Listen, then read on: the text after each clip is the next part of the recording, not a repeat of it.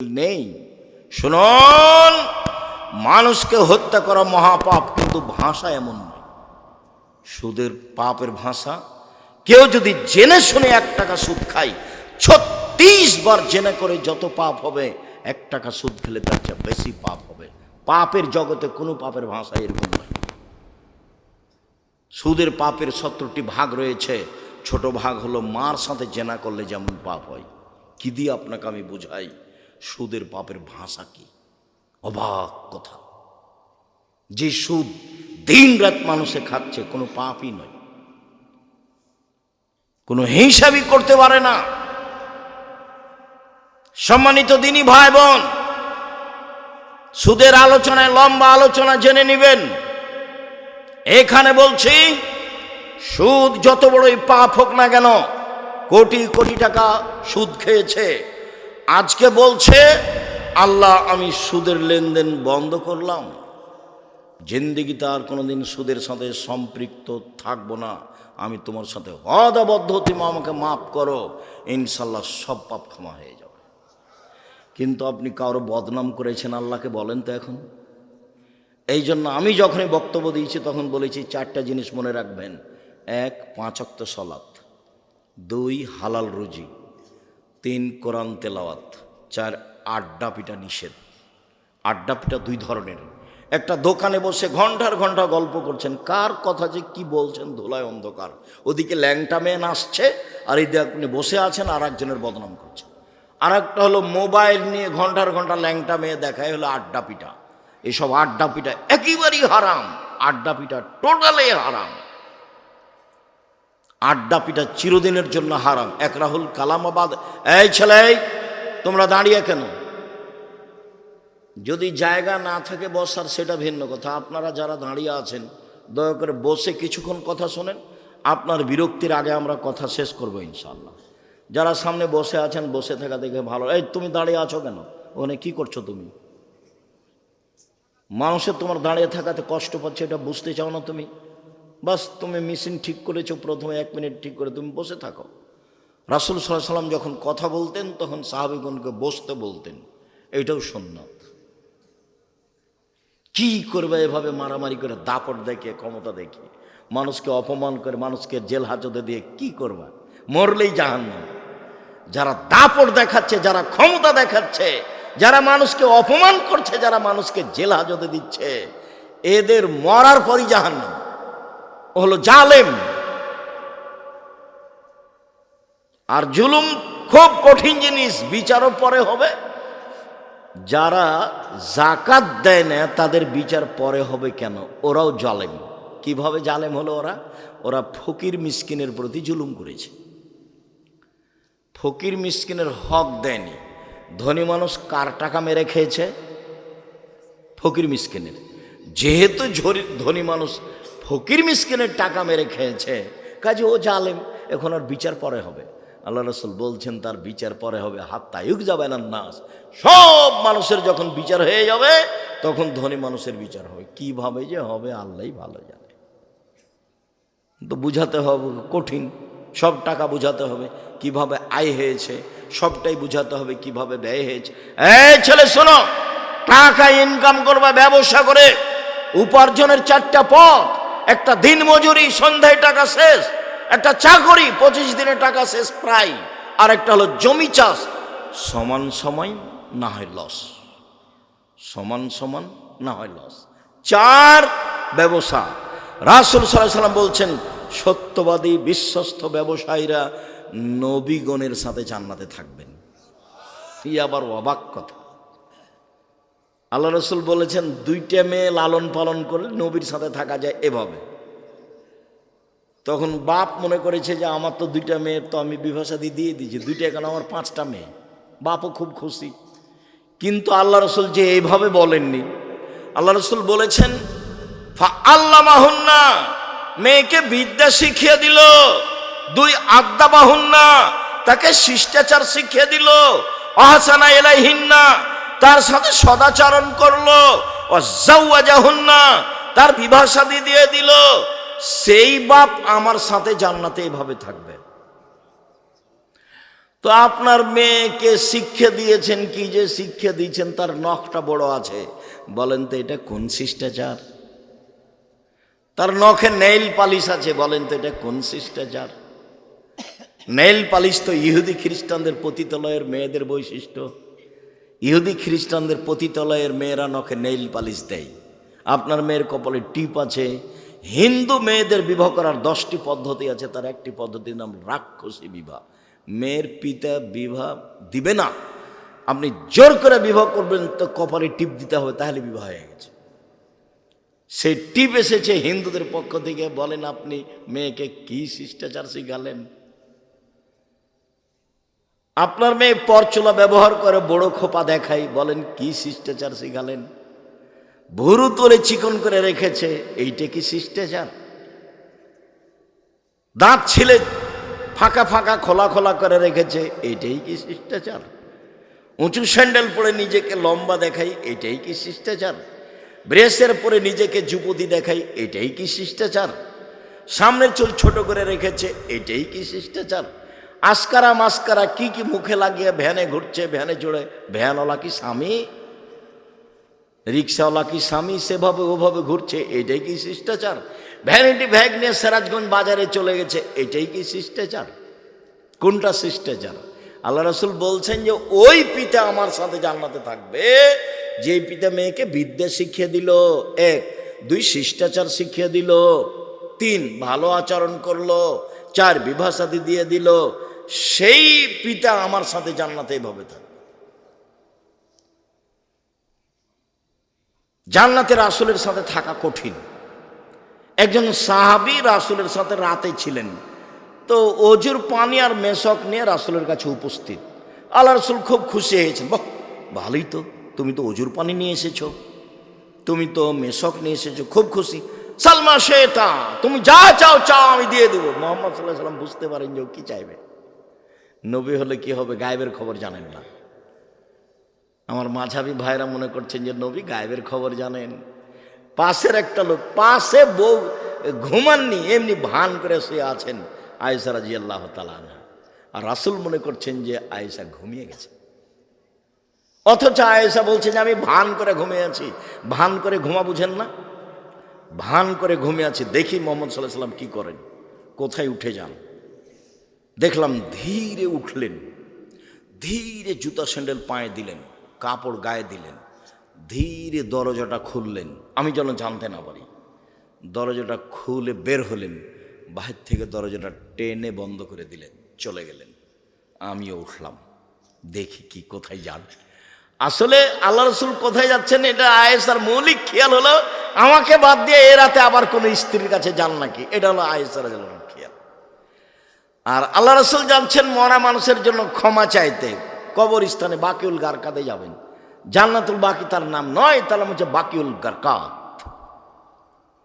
ভারত বাংলাদেশ পাকিস্তানের নাম দিয়েছে জিন পাহাড়, আর জান্নাতুল বাকি কবরস্থানের নাম দিয়েছে জান্নাতুল বাকি, নাম বাকিউল গারকাদ। তো এবার উঠে দেখছেন, দেখি কোথায়, ওই যে কবরস্থানে 100 গজ দূরে হবে, আর পাশেই মসজিদে নববীর সাথে কবরস্থান।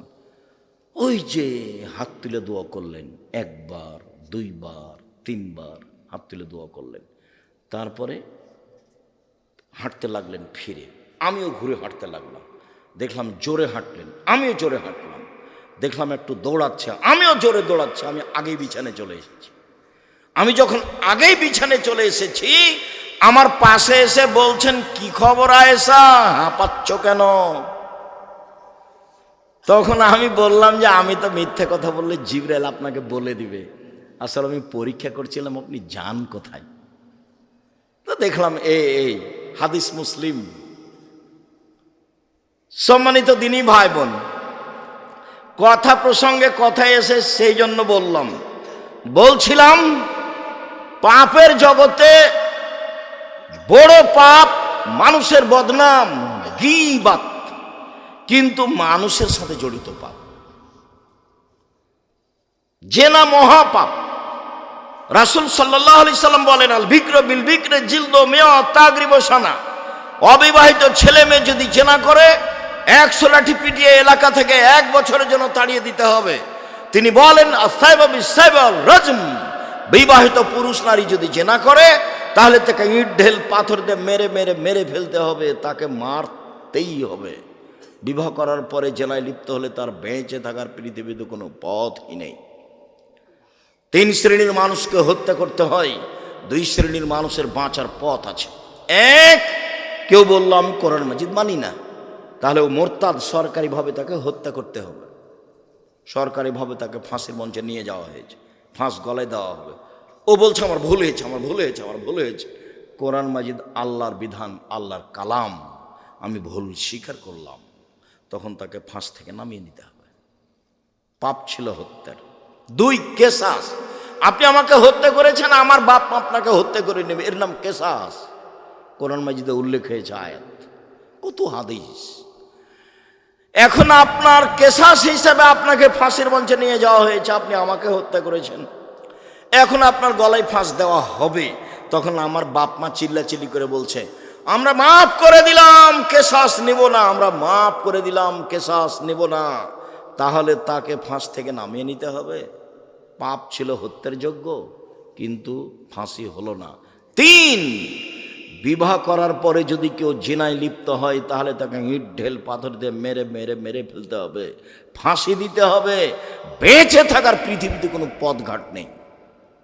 1 মিনিট। গামেদ সম্প্রদায়ের একজন মহিলা এসে বলছে আল্লাহ রসুলকে, তাহির নিয়া রাসূল, আল্লাহ রসুল আমাকে পবিত্র করেন। মহিলা এসে বলছে, তখন আল্লাহ রসুল বলছেন ইরজাই, বাড়ি ফিরে যাও, আস্তাগফিরুল্লাহ, আল্লাহর নিকটে ক্ষমা চাও, ও তুবি ইলাইহি, তুমি তওবা করো, তোমার পাপ ক্ষমা হয়ে যাবে। তখন মহিলাটি বলছে আত্মরদ্দেদেন আমার দাদা মাইজুন মালিক, মাইজুন মালিককে যেভাবে ফিরিয়ে দিয়েছিলেন তার বিচার না করে সেইভাবে কি আপনি আমাকে ফিরিয়ে দিতে চাচ্ছেন?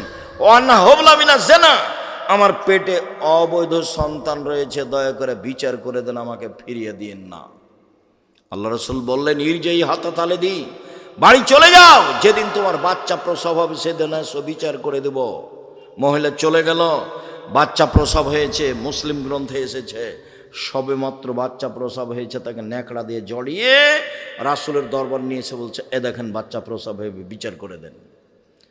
দৃশ্য দেখে আল্লাহ রসুল অবাক হয়ে বলছেন ইরজাই, বাড়ি ফিরে যাও, ফারদেই হে, বাচ্চাকে দুধ খাওয়াও, হাত্তা তাফতে মিহে, যেদিন বাচ্চা দুধ ছেড়ে দেবে সেদিন নিয়ে আসিও, বিচার করে দেব। মহিলা বাচ্চা নিয়ে চলে গেল, বাচ্চাকে 2 বছর দুধ পান করালো। 2 বছর পরে বিচারালয়ে উপস্থিত, তখন বাচ্চার হাতে 1 টুকরা রুটি রয়েছে। এই রুটি প্রমাণ করে বাচ্চা খাদ্য খেতে পারে। ফাওয়াসাদাহু বেদ রাজুলিন মিনাল মুসলিমিনা, বাচ্চাটাকে একজন মুসলমানের হাতে সমর্পণ করলেন আল্লাহ নবী, যাও এই বাচ্চা তুমি লালন পালন করো। সঙ্গে সাথে এই যাবো বেহা, মহিলাকে মাঠে নিয়ে যাও, মাঠে নিয়ে গিয়ে গর্ত খুঁড়ে বুক পর্যন্ত মাটিতে পুঁতে দাও। ফর জেমুহা, এরপরে চতুর্দিক থেকে ইট ঢেল পাথর মেরে মেরে তাকে বিদায় করো। সাহাবিগণ বলছেন আমরা তাকে মাঠে নিয়ে গেলাম, গর্ত খুঁড়ে বুক পর্যন্ত মাটিতে পুঁতে দিলাম, চতুর্দিক থেকে ইট ঢেল পাথর মারতে লাগলাম। খালিদ বিন ওয়ালিদ বলছেন একটা পাথর আমি তার মুখের উপরে মারলাম, ফাতালাজ্জাহ দাম আলা ওয়াজহি খালিদ, পাথরটা মুখে লেগে মুখ ফেটে রক্ত ছিটে খালিদের গায়ে লাগলো। ফাসাব্বাহা, খালিদ তাকে গালি দিয়ে বসলেন এমনটা হতে পারে, ছি ছি ছি ছি ছি ছি, একজন জেনাকারিনী মহিলার গায়ের রক্ত আমার গায়ে লাগলো, এমনটা কিছু হতে পারে? আল্লাহ রসুল বলেন মারে না খালিদ, খালিদ থামো, গালি দিও না। লাকাত তাবাত তাওবাতান লা তাওবা সাইব মাকসাল্লাহ গফিরালাহু, এ মহিলা এত ক্ষমা চেয়েছে, এ মহিলা এত তওবা করেছে, এ মহিলা এত ক্ষমা চেয়েছে, এ মহিলা এত তওবা করেছে। যদি বড় থেকে বড় পাপী এভাবে তওবা করে তবে তার পাপ ক্ষমা হবে। খালিদ, একে গালি দিও না। আবার তিনি বলেছেন খালিদ, মদিনার লোককে যদি তার তওবা ভাগ করে দেওয়া হয় সবার পাপ ক্ষমা হয়ে যাবে। তারপরে তিনি তার জানাজা করলেন, কাফন দাফন করলেন, তার মানে তিনি ঘোষণা দিলেন তার পাপ ক্ষমা হয়ে গেছে। 1, 2 জানাজা করলেন মানে তার পাপ ক্ষমা হয়ে গেছে। 3 কাফন দাফন তিনি নিজে করলেন মানে তার পাপ ক্ষমা হয়ে গেছে। এরপরেও পৃথিবীর এত বড় মানুষ, পৃথিবীর ইতিহাসে এত বড় দামি মানুষ জন্ম নেয়নি, কেউ নেবেও না কেউ। বিচারের মাঠে তিনি যা বলবেন তাই হবে। তার নাম মোহাম্মদ সাল্লাল্লাহু আলাইহি সাল্লাম। এত বড় মানুষ, বুঝতে পারলেন তার পাপ ক্ষমা হয়ে গেছে, কিন্তু তাকে মাফ করতে পারলেন না। যাও, তোমার বিচার হবে না, তোমার তওবা কবুল হয়ে গেছে, তোমার শাস্তি হবে না, এই কথা তিনি বলতে পারলেন না। মানে তিনি শরীয়তের কাছে নিজেই জিম্মি। মানে বিবাহ করার পরে কেউ যদি জেনায় লিপ্ত হয়, তাহলে তার বেঁচে থাকার পৃথিবীতে কোনো পথ নেই। এর পরেও যদি বিচার না হয়, আল্লাহর কাছে যদি কান্নাকাটি করে ক্ষমা চায়, তাহলে এই পাপ ক্ষমা হবে ইনশাআল্লাহ। কিন্তু যার বদনাম করেছেন দোকানে বসে, সেই পাপ আল্লাহর কাছে ক্ষমা চান দেখি। বুঝাতে পারিনি গীবাত কাকে বলে। যদি আমি বুঝাতে না পারি তাহলে আমার ব্যর্থতা। কথা সত্য, কিন্তু আপনাকে বুঝাতে পারলাম না। আমি বলেছি জিন্দেগিতে কখনো আর ওই দোকানের সামনে বসবেন না। আড্ডা পিটা চিরদিনের জন্য হারাম। দুইজন যেখানে আছে সেখানে যাবেন না। জমি চাষ করে খান, উপার্জনের পথ চারটে। দিন মজুরি করে খান, বাস সন্ধ্যায় সময় শেষ, মরে গেলাম, দুনিয়া শেষ। তারপরে আপনি চাকরি করে খান, ছোট হোক বড় হোক, যেটাই হোক না কেন, বৈধ। জমি চাষ করে খান, ব্যবসা করে খান। আমি কলার বিক্রি করে চকলেট বিক্রি করে খেতে হবে এই কথা আমি বলিনি। আমি চকলেট বিক্রি করে খেতে হবে মানে বলেছি কম থেকে কম পয়সার ব্যবসা করো। শ্বশুরের কাছে যৌতুক নিও না। ভিক্ষা করা টাকা দিয়ে চাউল কিনে ভাত খেয়ে বাদাত কবুল হবে। শ্বশুরের কাছে টাকা নিয়ে ওই টাকা দিয়ে চাউল কিনে ভাত খেয়ে বাদাত কবুল হবে না, এটাই চূড়ান্ত। তখন আমি বলেছি ভিক্ষা করে খাও। শ্বশুরের কাছে টাকা নিলে কেন? আরে ভিক্ষা করে খাবো কেন? মানুষের বাড়িতে কাজ করে খাবো। আব্দুর রাজ্জাক সাহেব, ভিক্ষা করার কথা বলেন কেন? আমি তোমাকে ভিক্ষা করার কথা বলিনি। আমি তোমার বাপকে নিন্দা করেছি। তোমার বাপ কেন মানুষের টাকা নিল? তোমার বাপকে আমি এই জিনিসটা বলতে চেয়েছি, তোমাকে বলতে চেয়েছি। তোমার বাপের মুখ কালো হয়ে আছে, দেখো তুমি এখন পাশে। তুমি টাকা নিয়েছো, তোমার বাপ তো জানে, তোমার মা তো জানে। শ্বশুরের কাছে টাকা নিলে কেন? বছর শেষে একটা লুঙ্গি কিনে দিতে বলেছি শ্বশুরকে। আব্বা, আমি গরিব মানুষ, দিনমজুরি করে খাই, দেন একটা লুঙ্গি নেন, আমি আপনার জন্য উপহার কিনেছি। 15-20 বছর যাবৎ মানুষ করে মেয়েটা তোমার হাতে দিয়েছে, তুমি শুকরিয়া আদায় করো না কেন? তুমি তাকে গালি দাও কেন? তুমি তার নিন্দা করো কেন? তুমি শ্বশুর বাড়িতে যাবো না বলে রাগ করো কেন? একটু বিভাষাতে লাগলে তুমি বাঁকা হয়ে বসে থাকো, আমি যাব না, আমি যাব না। তখন তোমার শ্বশুর পা ধরে, তোমার শাশুড়ি পা ধরে, তোমার শ্যালকেরা পা ধরে। তুমি কি পেয়েছো? কি হয়েছো তুমি এমন? শ্বশুরের সাথে কথা বলো না, রাগ করে থাকো কেন? থাকবা, ভদ্র হতে শিখো, কাজ করে খেতে শিখো। ভদ্র হতে শিখো, কাজ করে খেতে শিখো। মানুষের বাড়িতে কাজ করে খালো, নিজের একটা গর্ব বহাল থাকবে। সম্মানিত দিনী ভাই বোন, বলছিলাম জেনা মহাপাপ। এরপরে যদি আল্লাহর দরবারে ক্ষমা চাই, ক্ষমা হয়ে যাবে ইনশাআল্লাহ। মানুষের বদনাম করে আল্লাহর দরবারে ক্ষমা চাইলে ক্ষমা হবে না। জুবাইর ইবনে মুতঈম রাদিয়াল্লাহু তাআলা আনহু বলেন, রাসূল সাল্লাল্লাহু আলাইহি ওয়াসাল্লাম বলেছেন, লা ইয়াদখুলুল জান্নাতা কাত্তাবতির লাউমাম। যারা চুগলখড়ি করে, যারা বদনাম করে, যারা গীবাত করে, তারা জান্নাতে যাবে না, তারা জান্নাতে প্রবেশ করবে না। যেসব পাপের কারণে সরাসরি জাহান্নাম ঘোষণা হয়েছে, তার একটি বড় পাপ হলো গীবাত।